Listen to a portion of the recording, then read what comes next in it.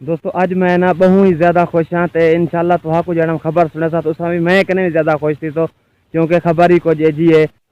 बिस्मिल्लाहिर्रहमानिर्रहीम अस्सलाम वालेकुम दोस्तों, मैं थोड़ा अपना वीरा जैद हसन तो तुसा देखते पे मेरा YouTube channel Zaid Chandio village. दोस्तों अज का विलाग बहुत ही ज़बरदस्त अच्छा थी वन है क्योंकि अज के विलाग के ना मैं तुहाकू एक एजी गाल दसावनी है। यकीन करो मैं तो ज़्यादा खुश हाँ जैं टाइम मेरे को खबर का पता चले गाल का पता चले तुसा सुन सो तुहाकू भी खुशी थी से यार। ते तमाम दोस्तें भिरावें कने रिक्वेस्ट है, यूट्यूब फैमिली कने रिक्वेस्ट है कि यार जिन्हें हाल ही तक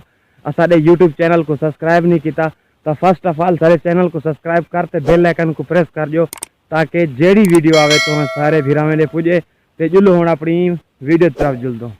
दोस्तों यकीन करो जो जी स्कूल जॉब शो खत्म थी है तो मैं जॉब के चक्कर च वधा रह गया काफ़ी जाड़े मुख्तलिफ बैंकों या काफ़ी जहीं ते मैं इंटरव्यू दीते कितें इंटरव्यू क्लियर थे कितें नहीं थे। तो यकीन करो मैं ना अच्छी खबर सुनने वास्ते मेरे कान तरसदे वध्यान कि यार कितों अच्छी खबर आ वजे तो फाइनली एक जा कने अच्छी खबर आ गई है। थोक तो मैं दसाया हम कि मैं फला जाते इंटरव्यू तो वेंदा पे मैं 2 बैंक ऑलरेडी इंटरव्यू दे आया तो हुनी दे दुहिया दी ना HR की कॉल भी आ गई है। तो यकीन मनो जहाँ टाइम हुनी दी HR की कॉल आई हुनी सैलरी दसाई है ना पैसे सुनते यकीन करो कलेजा ही ठार पे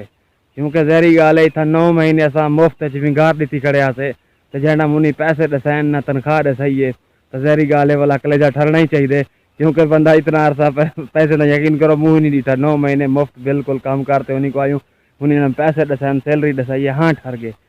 दोस्तों तमाम भिरावें को मैं दसाया कि मैं ना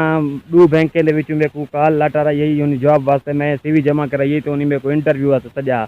तो मैं एक गया हम लेकिन दूजी दे कोना गया मैं पहले गया हम खुशहाली मैक्रो फाइनेंस तो खुशहाली वाले जरा मेरे को रिस्पॉन्स दिता उन्हें कहते को 2-3 ॾींहं अंदर अंदर दसेसूँ तो अल्हम्दुलिल्लाह हुनी दी कॉल आ गई है तो हुनी मेरे को आखे यार असाडा ना जरा प्रोसेस है वो है कुछ लंबा चौड़ा होंगे लंबा चौड़ा प्रोसेस ही वजह कने क्योंकि वो एक पूरा बैच तैयार करने कम अज़ कम 25 या 30 लड़कियों का तो वो वाला भेजते रहते इस्लामाबाद एक ट्रेनिंग देंगे उतना जो कहना होंगे कोई हेठ रूल रेगुलेशन के तहत ट्रेनिंग देंगे तो पूरा बैच कट्ठे करेंगे तो वाला हुनी ये आके जो भी सारा बैच कट्ठे थी वास्ते कम अज़ कम महीना लगते क्योंकि मुख्तलिफ बैंक कने असा बंदे मुख्तलिफ आमदे पेन तो वाला इंशाल्लाह तो इस्लामाबाद भेजेसूँ तो वाला थोड़ी ट्रेनिंग थी ट्रेनिंग तो बाद तुम प्रॉपर आ करें अपना काम करे सो तो उठे बाई चांस इंटरव्यू के दौरान मेरी एक बे बैंक के BM के मुलाकात थी तो BM मेरे को अच्छी तरीके जानता क्योंकि वो BM पहले जै जो बैंक के मैं जॉब करना उतना ही काम करता तो उनके अंडर मैं काम की करा तो हुनी यकीन करो मेरे को आके यार अगर इतना इंटरव्यू तेरा थी वेंदे तेरा काम बढ़ वेंदे तो ठीक है ना तो मेरे को मिली CV ड्रॉप करी तो मैं 2-3 जाड़े छोड़ते मैं कि चलो हुनी कोई CV जमा करावा कि यार क्या बढ़ दे तो मैं उतना CV जमा कराइए तो उनके बाद जरा यकीन करो हुनी भी मेरे को अच्छी तो हैंडसम सैलरी की ऑफर की है क्योंकि मैं ऑलरेडी मैं 1.5 साल का एक्सपीरियंस है बैंकिंग फील्ड का तो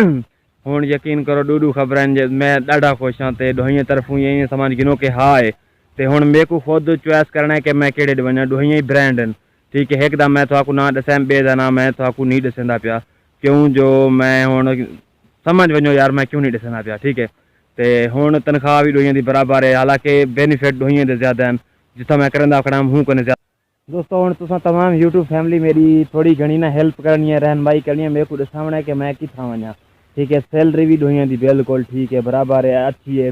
तो काम में जरा काम का ड्यूरेशन टाइम टेबल हर चीज़ वही है पी लेकिन जैसा मैं ना दसाए उनका सहूलत भी हैं जैसा ना नहीं दसाया हूँ जहाँ सहूलत थोड़ा हूँ कने ज़्यादा ठीक है। तो जहरी गाल है इंसान उतना वेंदे जितना कुछ सहूलत ज़्यादा हो जितना सैलरी ज़्यादा हो तो मैं हूँ ही कश मकाश चा मेरे को काफ़ी दोस्त हैं जड़े मेरे बैंक